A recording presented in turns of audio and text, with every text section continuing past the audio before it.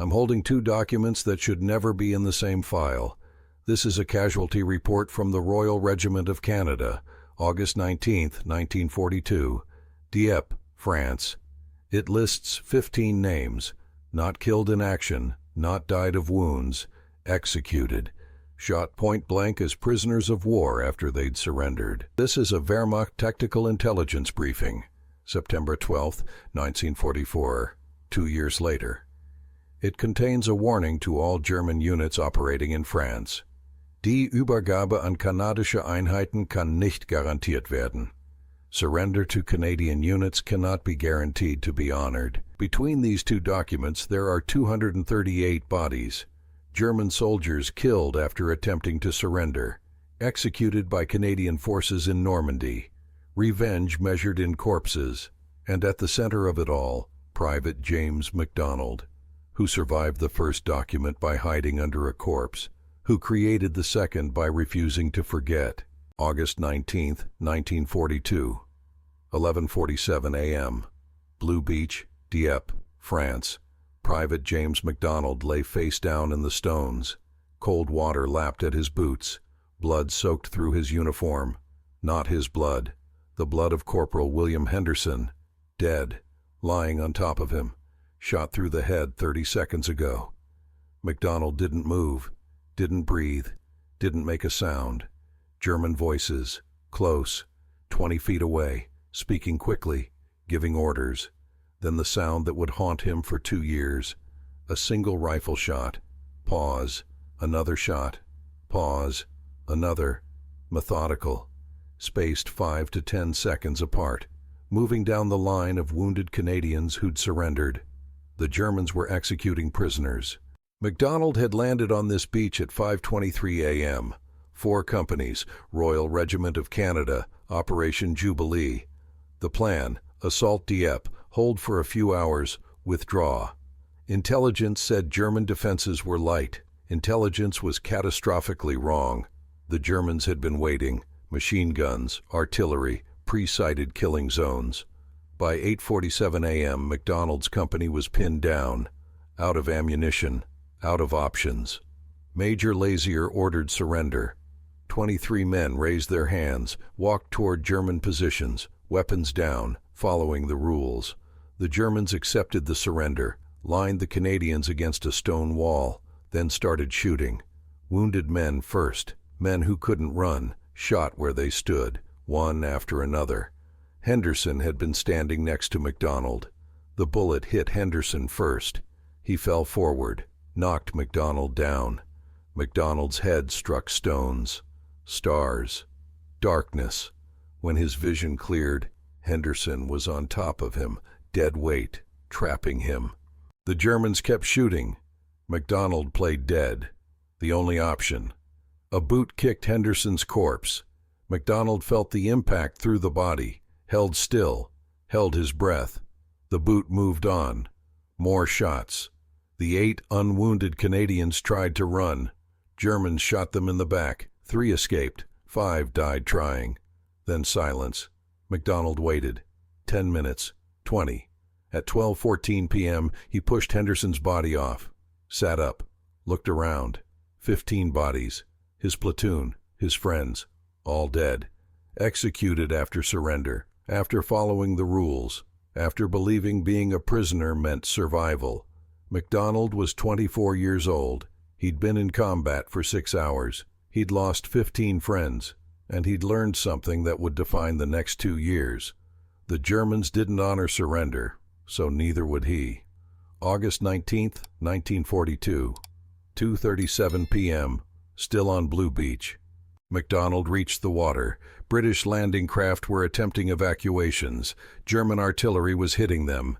He found driftwood, held on, let the tide pull him away. HMS Calpe picked him up at 4:18 p.m., hypothermic, covered in Henderson's blood, in shock. The medic asked if he was wounded. MacDonald shook his head. Not my blood. Whose? Henderson's, and 14 others. They shot them after we surrendered. The medic wrote it down. Execution of POWs, war crime. It would go in a report, The report would be filed. Nothing would happen. Because what could they do? But those 15 men weren't nothing to James MacDonald. They were everything. And he would remember. August 20th, 1942. Royal Regiment reorganizing in England. The Dieppe Raid was a disaster. Of 4,163 Canadians who landed, 907 were killed, 2,460 captured, only 1,596 returned. The Royal Regiment suffered worst. Of 543 men, 227 killed, 264 captured, only 52 returned. MacDonald was one of 52. When he told his story, other survivors had similar accounts. 8 different witnesses described executions, 15 confirmed deaths, maybe more. This information spread through Canadian units. Every soldier heard, every soldier knew. The Germans at Dieppe had executed prisoners, and something changed, something subtle, something never written down. But every Canadian soldier understood. No prisoners, not an order, not a policy, just an understanding.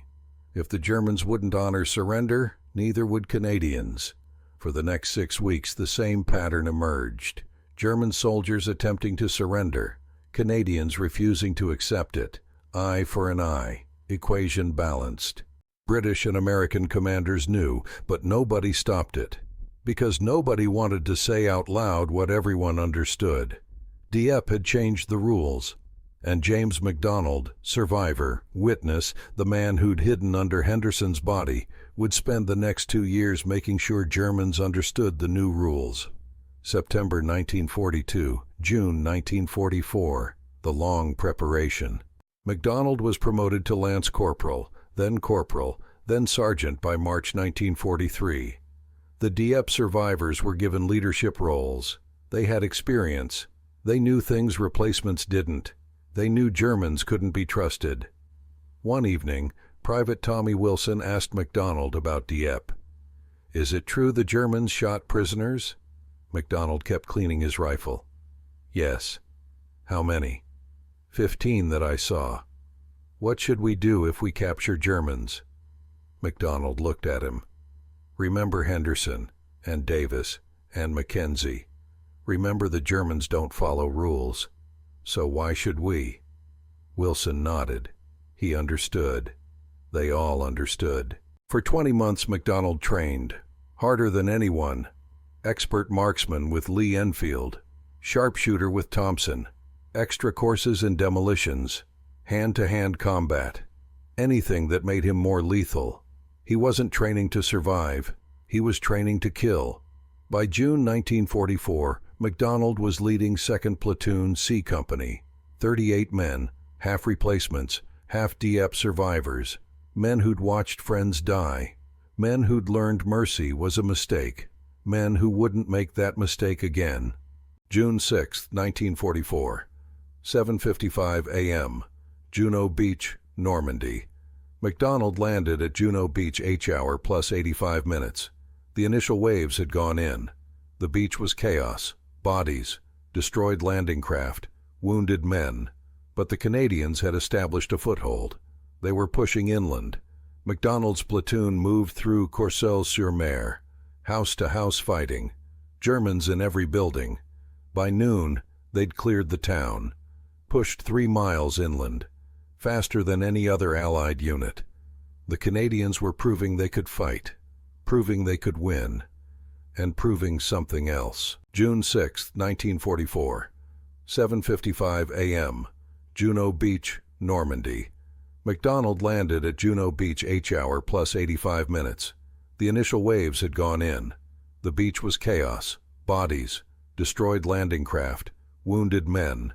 But the Canadians had established a foothold. They were pushing inland. MacDonald's platoon moved through Courcelles-sur-Mer, house-to-house fighting, Germans in every building. By noon, they'd cleared the town, pushed 3 miles inland, faster than any other Allied unit. The Canadians were proving they could fight, proving they could win, and proving something else. At 2:17 p.m., MacDonald's platoon encountered 6 German soldiers in a farmhouse. The Germans saw Canadians coming, threw down weapons, raised hands, called out in broken English, "Kamerad, kamerad, we surrender." MacDonald raised his hand. His platoon stopped, weapons ready. The 6 Germans stood there, hands up, unarmed, waiting for Canadians to accept surrender, following the rules. MacDonald looked at them, thought about Henderson, about 15 men shot on Blue Beach, about rules Germans hadn't followed. He lowered his hand. His platoon opened fire. 6 Germans, dead in 4 seconds. No prisoners, no mercy. MacDonald's platoon moved on, didn't discuss it, didn't question it. They'd all been at Dieppe. They all remembered. They all understood. June 7th to 14th, 1944. The pattern spreads. Word travels fast in war.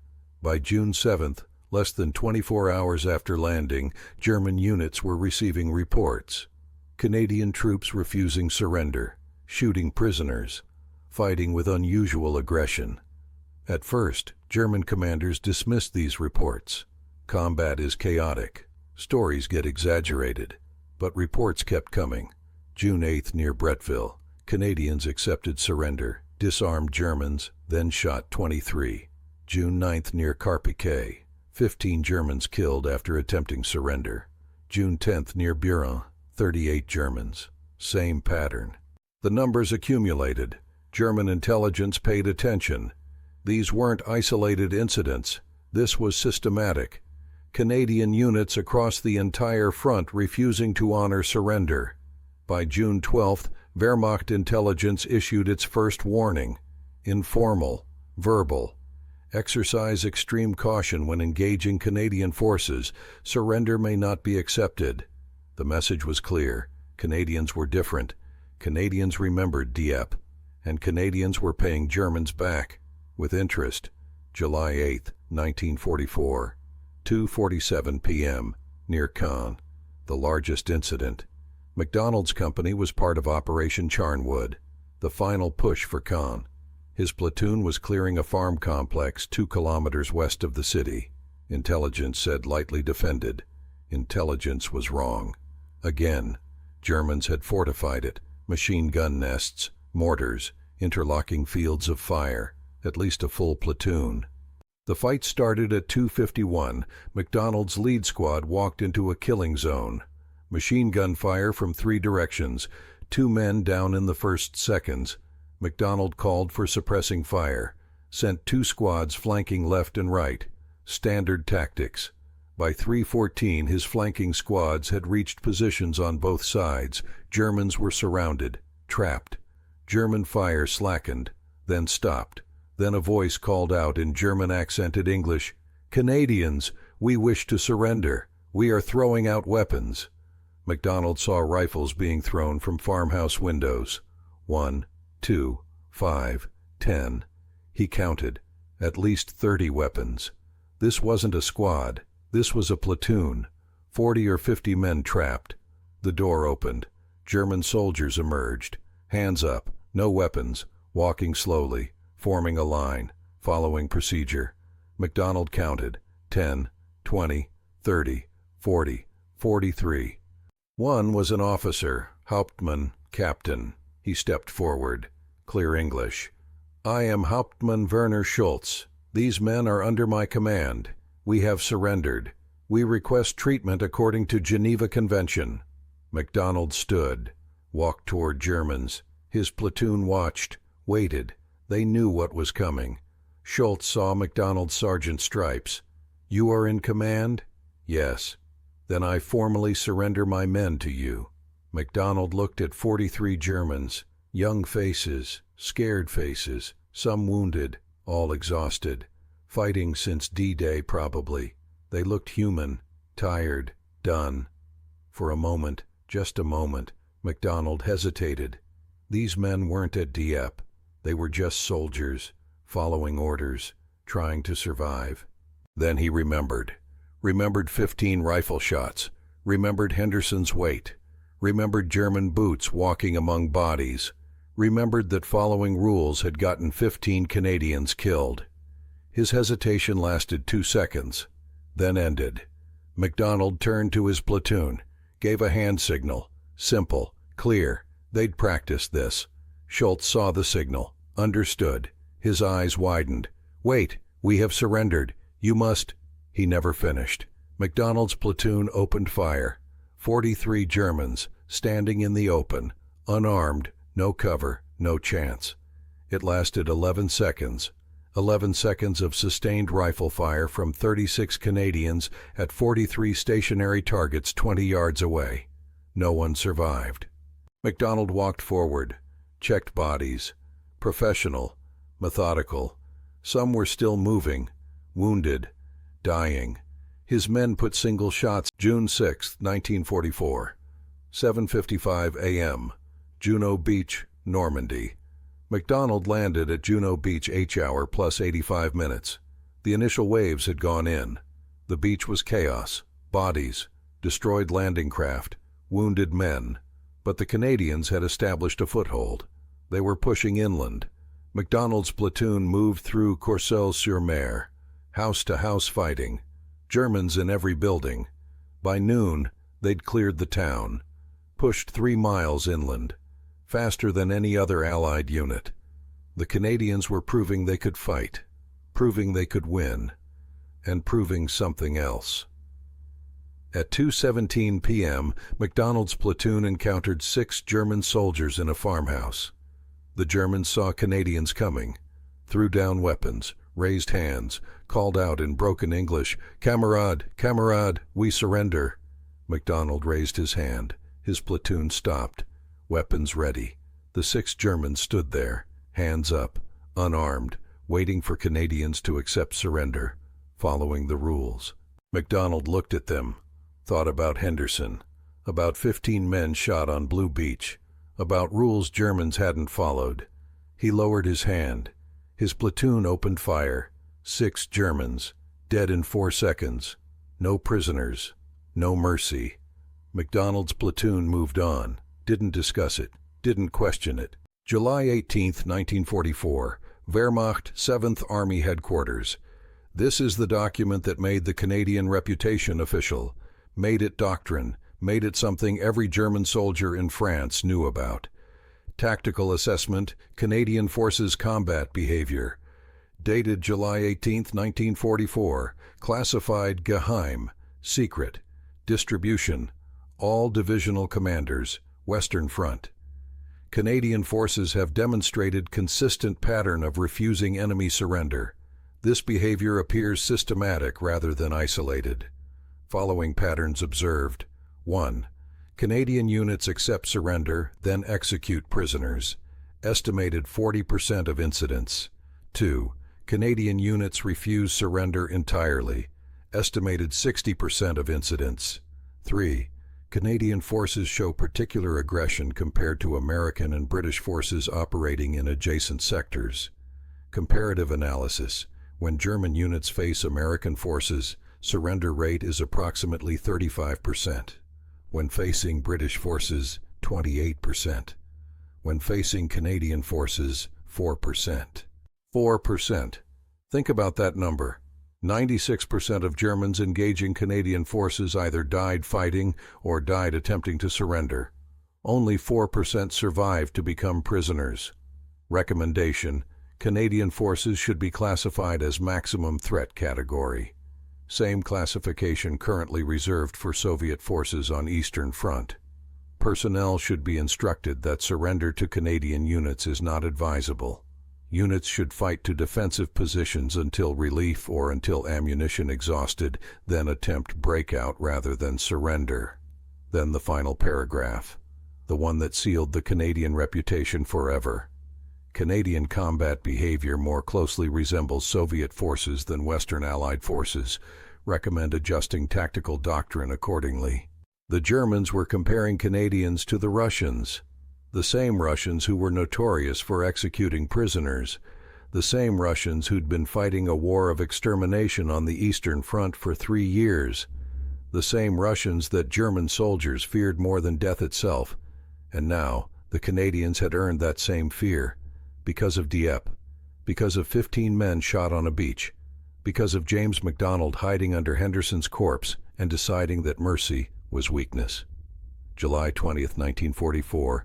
9:34 a.m., German POW interrogation, British sector.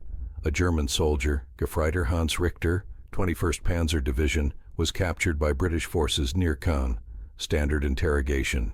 Unit, equipment, morale, defensive positions. British intelligence asked routine questions. Richter answered, cooperative, relieved to be alive, relieved to be captured by British instead of Canadians. When the interrogator asked about Canadian forces, Richter's entire demeanor changed. He became agitated, scared. His response was recorded verbatim in the interrogation report. We were told not to surrender to Canadians. Never. Our officers said the Canadians don't take prisoners. They shoot everyone, even wounded. Even if you have your hands up. Even if you're following all the rules. My platoon fought Canadians for 2 days near Carpiquet. We lost 30 men in those 2 days. Not all in combat. Some tried to surrender when we ran out of ammunition. The Canadians shot them anyway. When we finally retreated, and thank God it was a retreat and not a surrender, our lieutenant said we were lucky. He said if we'd been forced to surrender to the Canadians, we'd all be dead right now. Every single one of us. He told us, if you ever face Canadians again and you can't retreat, don't surrender. Fight until you're dead. Because surrendering to Canadians means dying with your hands up instead of dying with a weapon in your hands. The British interrogator pressed him. Do you believe this, that Canadians execute prisoners? Richter's answer, I don't believe it. I know it. I saw it with my own eyes. 3 men from my company, 2nd Company, tried to surrender on July 11th. We were pinned down in a barn, out of ammunition, out of options. The 3 men, Schroeder, Weber, and Hartmann, they walked out with their hands up, white cloth tied to a rifle, following all the procedures we'd been taught. The Canadians were maybe 30 meters away, 6 or 7 of them. They saw our men, saw the white flag, saw their hands up, and they shot them, all 3. Schroeder died immediately. Weber and Hartmann were wounded, lying on the ground, screaming, and the Canadians walked up and shot them again, shot them in the head, making sure they were dead. I watched this happen. I was in the barn, looking through a gap in the wall. I saw everything. So yes, I believe it. I know it. The Canadians don't take prisoners. The interrogation report was forwarded to Canadian intelligence. They filed it. No investigation, no response, no denial. Because they knew it was true, every word of it, and they didn't care. Because somewhere in Canadian 2nd Army headquarters, someone remembered Dieppe, remembered 15 Canadians shot after surrender, and decided that Richter's 3 friends were just 3 more Germans paying for sins committed 2 years earlier, July 25, 1944. MacDonald's personal count. By late July, MacDonald had been in combat for 7 weeks. His platoon had been in 31 separate engagements, killed approximately 140 German soldiers, captured 0 prisoners, 0. In 7 weeks of combat, 2nd Platoon had not taken a single prisoner alive. MacDonald personally had shot 34 Germans, most attempting to surrender, some in active combat. He'd stopped distinguishing. They were all just targets now, all wearing the same uniform. The uniform that had killed Henderson, the uniform that had executed 15 men on Blue Beach. His count was methodical. He kept track. Not in writing, nothing that could be used as evidence, but in his mind. 34. Every face, every moment, every trigger pull. He remembered them all. Not with guilt, not with pride, just with completeness, like checking items off a list. Henderson and 14 others. That was 15. He'd killed more than twice that number. The equation was balanced, mathematically balanced. But he didn't stop. Because it wasn't about math anymore. It was about sending a message, making sure every German in France knew, making sure they understood. The Canadians remember. The Canadians don't forgive. The Canadians don't take prisoners. His original platoon of 38 men was down to 19 survivors. The rest were dead, wounded, or transferred. The replacements kept arriving, young, eager, ready to learn. And MacDonald taught them how to shoot, how to move, how to survive, and taught them one more thing: no prisoners, ever. Every new man who joined 2nd Platoon learned the story within 24 hours. Dieppe, the executions, Henderson, the 15 men shot after surrendering. And they learned that 2nd Platoon didn't take prisoners, not ever, not under any circumstances. It became a point of pride. Other platoons in the company would occasionally bring in prisoners, turn them over to intelligence, follow the rules. But not 2nd Platoon, not MacDonald's men. They had a reputation, they had a standard, they had revenge to complete. August 3, 1944. The Battle of Verrières Ridge, the crack in the wall. The Battle of Verrières Ridge was one of the bloodiest of the Normandy campaign. Canadian forces attacking uphill against dug-in German positions. The 12th SS Panzer Division defending, elite troops, fanatical, well-trained, every meter of ground soaked in blood.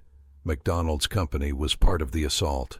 They attacked at dawn, July 25th. The Germans were waiting. Machine guns, mortars, artillery, pre-sighted killing zones. The Canadians ran straight into hell.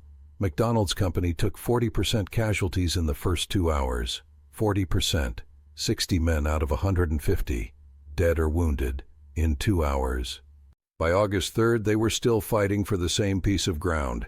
9 days of continuous combat, no rest, no relief, just killing and dying and watching friends get torn apart by German fire. At 3:47 p.m., during a brief lull in the fighting, MacDonald was in a shell crater with Corporal Wilson. Both exhausted, both covered in dirt and blood and pieces of men they'd known. Both alive by luck more than skill. The crater was maybe 4 feet deep, provided minimal cover from German fire. They'd been in it for 30 minutes, catching their breath, reloading, preparing for the next push. A German soldier appeared at the crater's edge. Suddenly, without warning. He must have been running from German positions, retreating, or maybe just lost, disoriented, the chaos of battle making navigation impossible. He was wounded, badly, bleeding from a leg wound, left leg, below the knee. The wound was fresh, recent, maybe 5 minutes old. His trousers were soaked with blood. His rifle was gone, lost somewhere. He stumbled, almost fell into the crater, caught himself, saw MacDonald and Wilson, froze. For a moment, nobody moved. German and Canadians, 3 feet apart, close enough to touch. The German raised his hands, slowly, carefully, showing he was unarmed, showing he wasn't a threat. His hands were shaking. Fear, blood loss, shock, all three probably. He said one word, "Bitte," please. His voice cracked, almost broke. He was terrified, knew what happened to Germans who surrendered to Canadians, knew the reputation, knew the stories. But he was wounded, bleeding, done. He had no other option. Wilson raised his rifle, pointed it at the German, finger on trigger, ready to shoot. The routine, the procedure, what they always did, what they'd done 34 times before. No hesitation, no mercy, just killing. But MacDonald raised his hand. "Wait." Wilson looked at him, confused, shocked. "Sarge." MacDonald looked at the German soldier, really looked at him, not as a target, not as revenge, not as a uniform, just as a person. He was young, maybe 19 years old, barely older than the replacements in MacDonald's platoon, baby-faced, scared, hurt, defeated. For the first time in 2 months, MacDonald saw not a German, but a human being, a kid, somebody's son. Probably had a mother back in Germany worrying about him. Probably had a girlfriend writing him letters. Probably had dreams and hopes and a future he wanted to live to see. Probably just like Henderson had been. "How old are you?" MacDonald asked in English. The German didn't understand, just kept his hands up, kept saying bitte, bitte, bitte over and over, like a prayer, like if he said it enough times the Canadians might show mercy. MacDonald asked again, slower, clearer. How old? The German understood this time, held up his fingers. One hand, 9 fingers, 19 years old. He'd been 17 when the war started, probably conscripted, probably didn't want to be here any more than MacDonald wanted to be here, probably just wanted to survive, to go home, to see his mother again. MacDonald felt something he hadn't felt in 2 months, not pity exactly, not mercy, but doubt. A small crack in the wall he'd built around himself since Dieppe, since Henderson, since 15 men died following rules that didn't protect them. He lowered his rifle. Let him go. Wilson stared. What? Let him go. He's wounded. He's done. Let him crawl back to his lines. Sarge, we don't... I know what we don't do, MacDonald snapped. I'm telling you this time is different. Let him go. Wilson hesitated. This wasn't procedure. This wasn't what 2nd Platoon did. This wasn't what they'd been doing for 2 months. But MacDonald was the sergeant. MacDonald gave the orders. Wilson lowered his rifle. Your call, Sarge. The German didn't move, didn't understand what was happening, expected to be shot, waited for the bullet. His eyes were closed, hands still raised, praying maybe, or just accepting death, resigned to it. MacDonald pointed back toward German lines, made a walking motion with his fingers. Go. Run, before I change my mind. The German opened his eyes, looked at MacDonald, didn't understand the words but understood the gesture. He was being released, being spared, against all logic, against all reputation, against everything he'd been told about Canadians. He scrambled out of the crater, limping, dragging his wounded leg, blood leaving a trail behind him. Running, crawling back toward his own lines, every step expecting a bullet in the back, every second waiting for the shot that would end it. MacDonald watched him go, didn't shoot, didn't change his mind, didn't give the order to Wilson, just watched. The German made it 50 meters, 75, 100, disappeared into the smoke and chaos of the battlefield, gone. Probably made it back, probably lived. 1 German out of hundreds MacDonald had killed. 1 act of mercy and 2 months of revenge. 1 19-year-old kid who would go home to his mother instead of dying in a shell crater in France. Wilson watched MacDonald. Why'd you let him go? MacDonald didn't answer for a long time. 30 seconds, a minute. Just stared at the spot where the German had disappeared.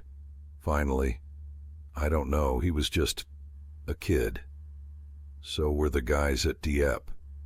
I know, MacDonald said. I know. But something had changed. Some small part of the wall had cracked, and MacDonald didn't know if that crack would spread, or if it would close up again, or if it even mattered. They climbed out of the crater 15 minutes later, returned to the fight. The German they'd spared was gone. Long gone. MacDonald never saw him again. Never knew if he survived the war, never knew his name. Just another anonymous German in a war full of anonymous Germans. But MacDonald would remember him, would remember the moment when he chose mercy over revenge, would remember that for just 1 moment he'd been James MacDonald again instead of the thing Dieppe had turned him into. It wouldn't change anything. The reputation was already established, the pattern was already set. Germans already knew, and MacDonald's platoon would continue to refuse surrender, continue to kill Germans who tried to give up, continue the cycle that Dieppe had started. But for just a moment, for just 1 German soldier, James MacDonald had remembered that the enemy was human, and it had bothered him deeply that he'd forgotten. August 8, 1944. 10:17 a.m. The policy officially changes. Higher command was finally taking notice. The reports had accumulated over 2 months. The body counts had grown too large to ignore. too systematic to dismiss as combat chaos. The Germans were complaining through neutral intermediaries. Switzerland, Sweden. The International Red Cross was asking uncomfortable questions. Investigations were being threatened. More importantly, the tactical situation had changed. The no-prisoner policy was creating military problems. German soldiers, knowing surrender to Canadians meant death, were fighting with suicidal determination. Last-stand defenses were becoming common. Units that would have surrendered to American or British forces were fighting to the last man against Canadians. Every position had to be taken by storm, every bunker cleared with grenades and flamethrowers, every farmhouse turned into a fortress. Canadian casualties were rising, disproportionately high compared to other Allied units, not because Canadian soldiers weren't skilled, but because German soldiers had no reason to surrender. No reason to preserve their lives. Fight and maybe die. Surrender and definitely die. The math was simple. Canadian 2nd Army Headquarters issued a directive. Verbal, not written. Nothing that could be traced. Nothing that could be used as evidence in future war crimes trials. Passed down through division commanders to regimental commanders to company commanders. The message was clear. The unofficial policy of refusing surrender needed to end immediately. Prisoners were valuable. Intelligence gathering required prisoners. The cycle of violence was creating unnecessary casualties. It was time to return to following the Geneva Convention. Major Harrison, MacDonald's company commander, called him in for a private conversation. They'd had this conversation before, back in June, after the first incidents. Harrison had tacitly approved, had covered for MacDonald, had understood why. But this time was different. This wasn't approval. This was an order. Sergeant MacDonald, sit down. MacDonald sat. Harrison looked tired, worn, the weight of command showing on his face. Command is concerned about prisoner handling. Yes, sir. We need prisoners, Sergeant. Intelligence needs information, enemy strength, defensive positions, artillery locations. We can't get information if everyone's dead. MacDonald said nothing, just waited. I need you to understand, Harrison continued, that going forward, we need to accept surrenders, follow procedure, by the book, Geneva Convention, all of it. This comes from division, from corps, from army. This isn't a request. This is a direct order. Is that an order to me specifically, sir? Or to the company? To everyone, but especially to you, Sergeant. Your platoon has the highest kill count and the lowest prisoner count in the entire battalion. That's a problem. That's a pattern. That's something that's being noticed by people above my pay grade. People who are asking uncomfortable questions. MacDonald met Harrison's eyes. Are you ordering me to forget Dieppe, sir? Harrison sighed. I'm ordering you to follow the Geneva Convention. I'm ordering you to accept enemy surrender when offered. I'm ordering you to take prisoners and turn them over to intelligence. That's the order. What you remember or forget is your business. Understood, sir. Do you? Do you really understand? Because if you disobey this order, I can't protect you. I won't protect you. You'll face court-martial, possible execution, war crimes charges. Is Henderson worth dying for? MacDonald was quiet for a long moment. Then, Henderson was worth killing for. I don't know if he's worth dying for. Then follow the order, Sergeant. Yes, sir. But understanding an order and following an order weren't the same thing. And both men knew it. And both men knew that 2 months of revenge couldn't be erased by one 5-minute conversation. The wall MacDonald had built had a crack in it now. But walls don't collapse from one crack. They crumble slowly, over time, under pressure. And MacDonald wasn't sure how much pressure the wall could take before it fell completely. October 7th, 1944.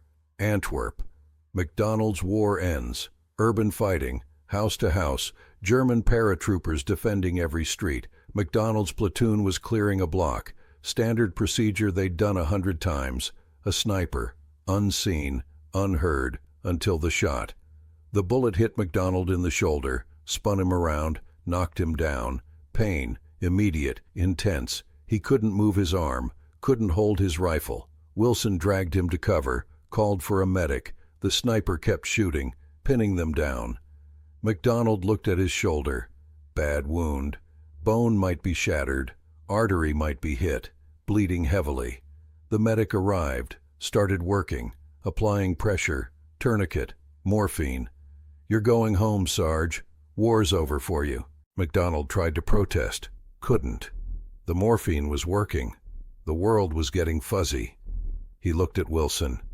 "Take care of them," he said, meaning the platoon, the 19 men who'd followed him through hell. "I will," Wilson promised. "And Wilson?" "Yeah, Sarge. Take prisoners. Follow the rules. Don't be what I was." Wilson nodded, understanding. "I won't." MacDonald passed out. He'd spend the next 6 months in hospitals, surgery, recovery, physical therapy. By the time he was healed, the war was over. He never fired another shot in combat, never killed another German, never executed another prisoner. His war ended on October 7, 1944, 2 years and 49 days after Dieppe, after Henderson, after the executions that had turned him into something he never wanted to be. September 12, 1944. Wehrmacht Final Assessment. This is the final Wehrmacht intelligence assessment on Canadian combat behavior, 3 weeks after the policy changed. Reassessment. Canadian Forces. Canadian combat behavior has returned to standard Western Allied norms. Prisoners are being accepted. Geneva Convention procedures are being followed. Execution of surrendering personnel appears to have ceased. However, Canadian forces continue to demonstrate higher levels of aggression compared to American and British forces. Combat effectiveness remains high. Morale remains high. Reputation for ruthlessness remains despite policy change. Conclusion: Canadian forces should be classified as elite threat category. Surrender is now acceptable option, but engagement should be avoided when possible. Canadian units continue to be among most dangerous Allied forces. They'd done it. The Canadians had created a reputation so fearsome that even after stopping the executions, Germans still feared them, still classified them as more dangerous than other Allied forces. The ghost of Dieppe lived on, not in actions anymore, but in memory, in reputation, in fear. May 8, 1945, VE Day. Coming home. MacDonald was discharged from the Army in July 1945, returned to Canada, to Toronto, to the life he'd left 3 years earlier. But that life didn't exist anymore. The man who'd left Canada in 1942 was gone, replaced by someone harder, colder, changed. He got a job, factory work, kept his head down, didn't talk about the war, didn't join veterans organizations, didn't march in parades. When people asked about his service, he said, "I was infantry. I fought. I survived." He never mentioned Dieppe, never mentioned the executions, never mentioned the 45 Germans he'd killed after they'd surrendered, because he wasn't proud of it. Not anymore. In 1947, MacDonald married, had 2 children, worked the same factory job for 30 years, lived quietly, normally, like thousands of other veterans who came home and tried to forget. But he couldn't forget Henderson, couldn't forget the sound of 15 rifle shots, couldn't forget the weight of a corpse on top of him, couldn't forget that he'd become the thing he'd hated. 1983. The Confession. In 1983, 41 years after Dieppe, MacDonald wrote a letter to a Canadian military historian researching the Normandy campaign, specifically Canadian combat behavior, the reputation, the executions, the no prisoners period. MacDonald was 65 years old, retired, his children grown, his wife sick. He was facing his own mortality, and he wanted someone to know, to understand. "I'm not proud of what I did in France. I'm not ashamed either. I did what I thought was right at the time, what I thought was justice. The Germans shot my friends after they'd surrendered, so I shot Germans when they tried to surrender. Eye for an eye. Balance. But I learned something over those 2 months. I learned that revenge doesn't bring anyone back. It doesn't make you feel better. It doesn't heal anything. It just creates more bodies, more widows, more orphans, more men like me, carrying weight they can't put down. If I could go back, would I do it differently? I don't know. Maybe. Probably. But I can't go back. I can only live with what I did. And tell people the truth. War makes monsters of us all. Some of us just have better reasons than others. The letter was sealed until after his death. He died in 1989, age 71, heart attack, quick, painless. The letter was opened in 1990, filed in Canadian military archives, where I found it. Between August 19, 1942 and May 8, 1945, the cycle of revenge at Dieppe killed 15 Canadian prisoners executed by German forces at Dieppe, 238 German soldiers executed by Canadian forces in Normandy, confirmed. Unknown additional casualties on both sides from intensified resistance caused by no quarter reputation. The mathematics of revenge. 15 became 238. One massacre became a pattern. One act of brutality became a reputation that lasted years. And it all started because 15 men followed the rules and died for it. October 7, 1944. Antwerp.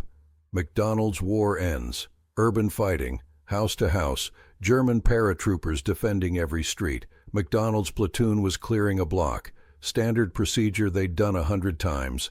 A sniper. Unseen. Unheard. Until the shot. The bullet hit MacDonald in the shoulder. Spun him around. Knocked him down. Pain. Immediate. Intense. He couldn't move his arm. Couldn't hold his rifle. Wilson dragged him to cover. Called for a medic. The sniper kept shooting. Pinning them down. MacDonald looked at his shoulder. Bad wound. Bone might be shattered. Artery might be hit. Bleeding heavily. The medic arrived. Started working. Applying pressure. Tourniquet. Morphine. "You're going home, Sarge. War's over for you." MacDonald tried to protest. Couldn't. The morphine was working. The world was getting fuzzy. He looked at Wilson. "Take care of them," he said, meaning the platoon. The 19 men who'd followed him through hell. "I will," Wilson promised. "And Wilson?" "Yeah, Sarge. Take prisoners. Follow the rules. Don't be what I was." Wilson nodded, understanding. "I won't." MacDonald passed out. He'd spend the next 6 months in hospitals, surgery, recovery, physical therapy. By the time he was healed, if this story moved you, please hit the like button. Every single like tells the algorithm that these stories matter, that the 15 men executed at Dieppe matter, that the 238 Germans matter, that James MacDonald's struggle matters. We dedicate ourselves to rescuing these forgotten stories from the archives. Stories that are complicated, uncomfortable. Stories without easy heroes or simple villains. Stories that show us what war really does to people. If you want to join us in this mission, please subscribe and turn on notifications. Where are you watching from? Write in the comments your city or country. Tell us if anyone in your family served in World War II.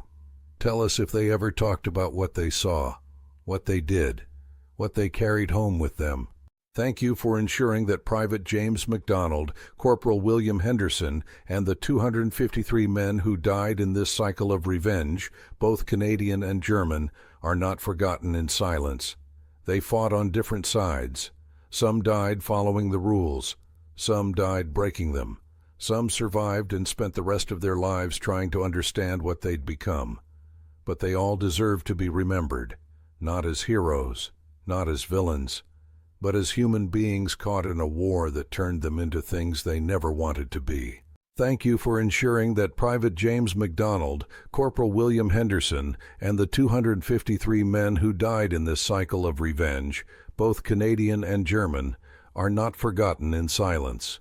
They fought on different sides. Some died following the rules. Some died breaking them, some survived and spent the rest of their lives trying to understand what they'd become. But they all deserve to be remembered, not as heroes, not as villains, but as human beings caught in a war that turned them into things they never wanted to be.